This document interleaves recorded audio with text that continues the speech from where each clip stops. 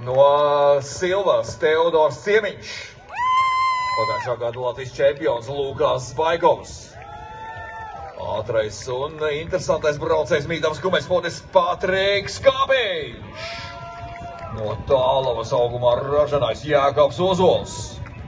Šodien super pusfinālā lielisku sniegumu rādīja un visus priecēja rīcinieks Ralfs Pavlovičs.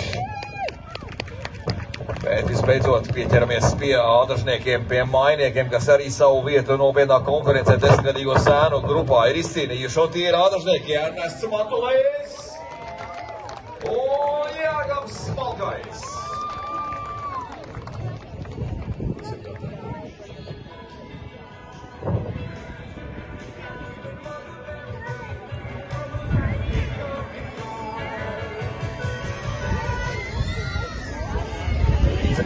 Rīdzenieks iekārtojies iekšmalā šobrīd un paskatieties, ko dara Kābiņš. Vai Kābiņš būs tās, kurš aizvedīs mājās čempiona titulu? Bet rīdzenieks tomēr šķiet ātrāks. Ralfs Pavlovičs apņēmības pilns jau parādīja savu raksturu pusfinālā. Un viņš steidzas pretī Kābiņš otrajā pozīcijā. Trešajā vietā Baigovs. Baigovs nav mierā ar šo situāciju, to var redzēt viņa acīs.